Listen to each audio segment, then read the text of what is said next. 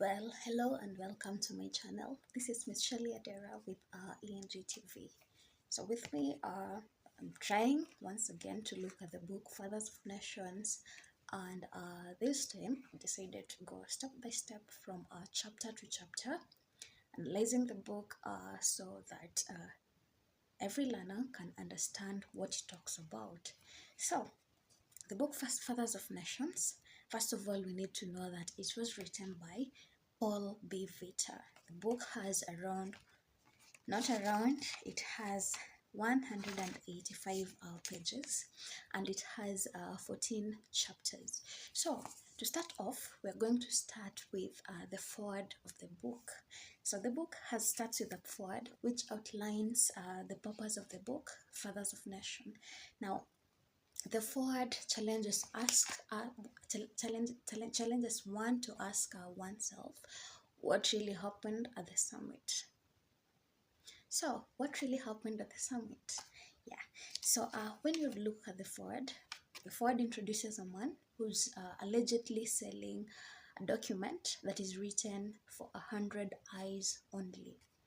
This document is a top secret document that was only supposed to be seen by the 50 heads of state, and that's why the writer is saying for 100 eyes only.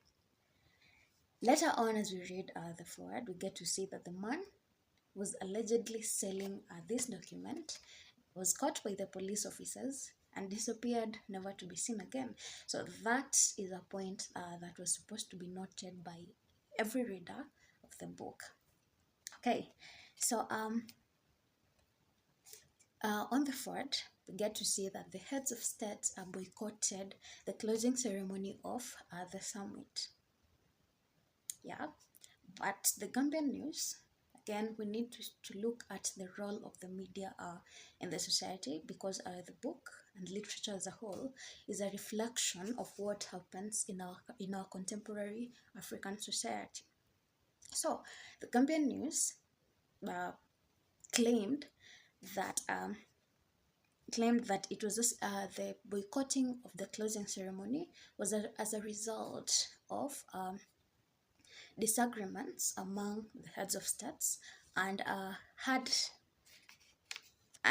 it wasn't because of the leaked document.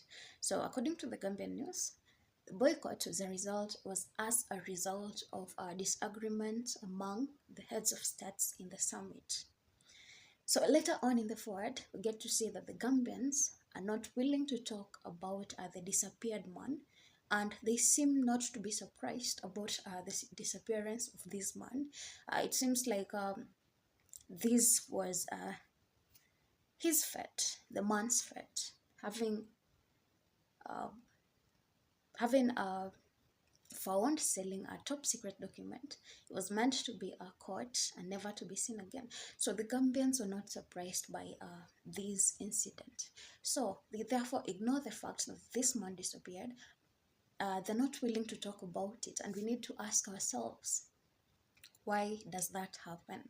So the Gambians are not willing to talk about the disappearance of the man, but when it comes to critics who are talking about the summit being a failure, that is when the Gambians come up to speak. They speak out loud. They claim that the summit was a success. The critic says the summit, or other heads of state, claim that the summit was a failure, but people of Gambia say out loud that the summit was an epic success. So this foreword challenges one to ask oneself what the book talks about and what really happened in the summit.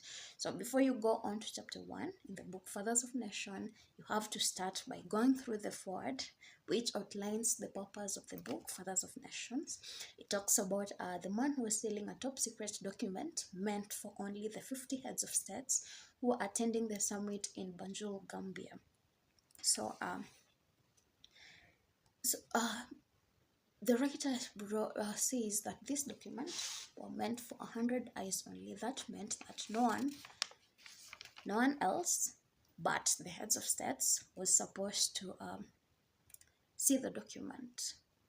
So we also needed to take note of that. So the next thing, we get to know that the man who was caught selling, allegedly caught selling this document, disappeared, never to be seen again, after being caught by our security officers.